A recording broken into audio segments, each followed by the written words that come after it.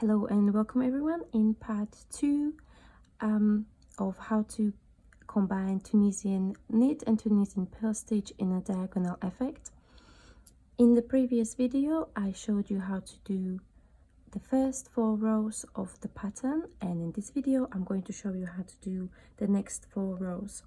As I mentioned previously, this pattern is worked over 8 rows and requires multiple of 4 stitches, so let's get right into it.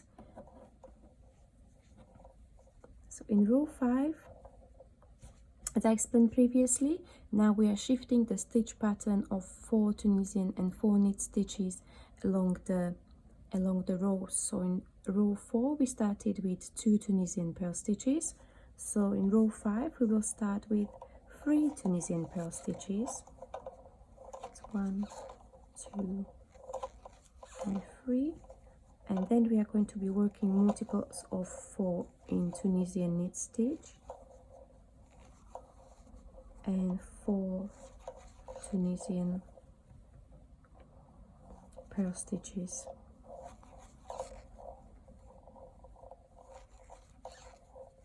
That's 3, 4, followed by again 4 Tunisian knit stitches,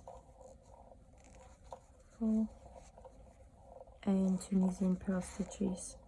So we are getting to the end of the row, and the shift calls that we have only 3 stitches left, so we will work 3 Tunisian purl stitches into this, and we conclude the row with the end stitch.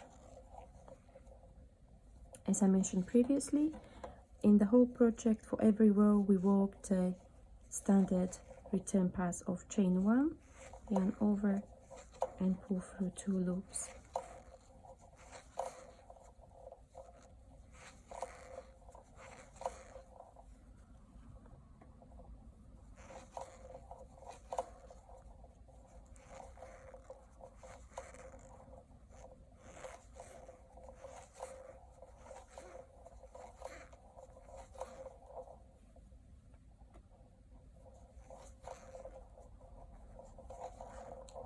So this was row 5, and row 6 we'll start with 4 Tunisian purl stitches.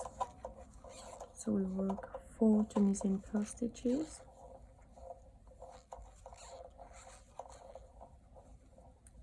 2, 3, 4, followed by 4 Tunisian knit stitches,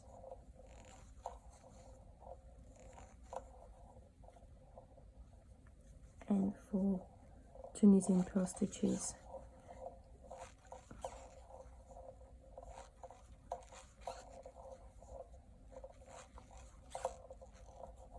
After which we do 4 Tunisian knit stitches again.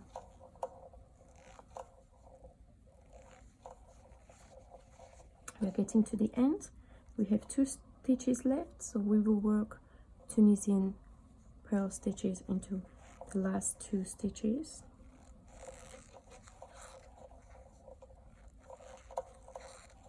And end stitch.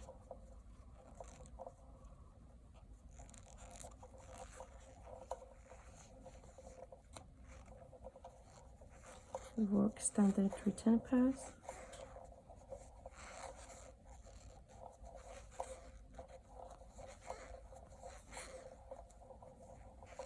All the way back.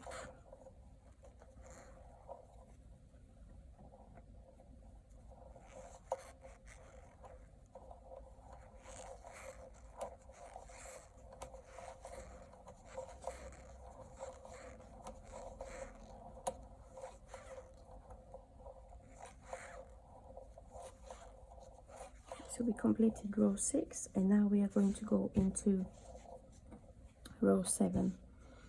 As you noticed, in row 6 we started with 4 Tunisian purl stitches, so to shift the pattern again by 1 we need to add Tunisian knit stitch to the beginning. So the row 7 starts with 1 Tunisian knit stitch,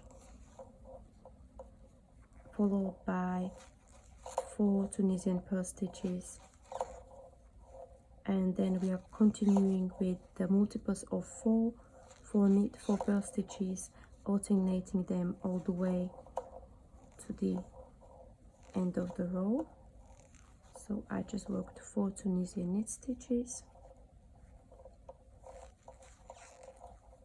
followed by 4 Tunisian purl stitches,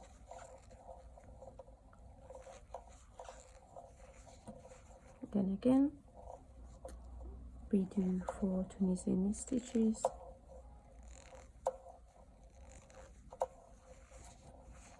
and we are right at the end. We've got one last stitch left, so we work 1 Tunisian purl stitch to this one, and followed by the end stitch. Okay, and we are working again standard return pass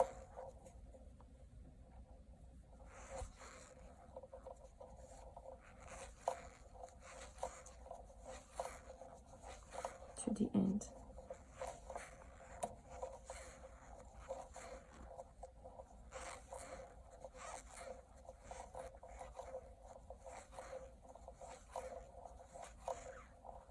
So this concludes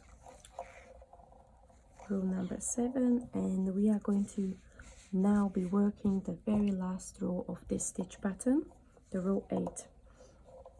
And then the row 8, again we need to shift the pattern by 1. So because we previously worked 1 Tunisian knit stitch, now we are going to be working 2 Tunisian knit stitches at the beginning of the row, and multiples of 4 purl stitches,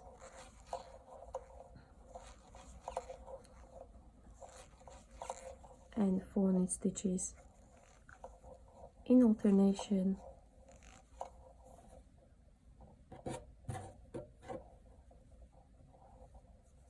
to the end of the row. This is my 4th Tunisian knit stitch, continuing with 4 Tunisian purl stitches,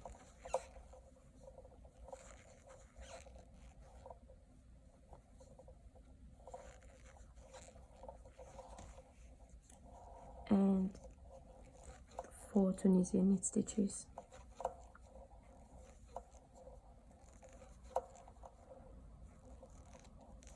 and the very last stitch is the end stitch or the edge stitch.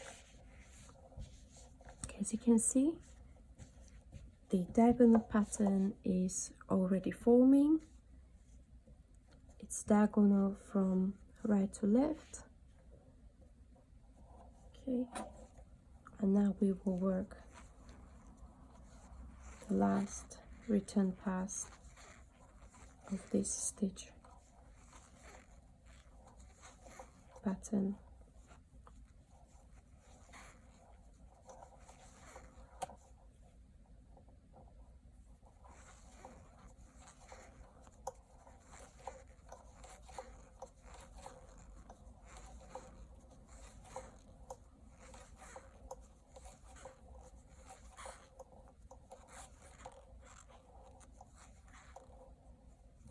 Okay, this is it.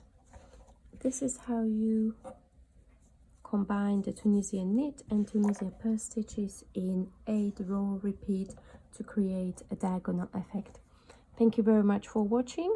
Please don't forget to subscribe, share and like this video if you enjoyed it and if you found it helpful. Let me know in the comment section what you would make out of this stitch, what would you use it for, or you can comment as to what other Tunisian stitches you would like to learn. Thank you very much for watching. See you in the next video. Bye bye.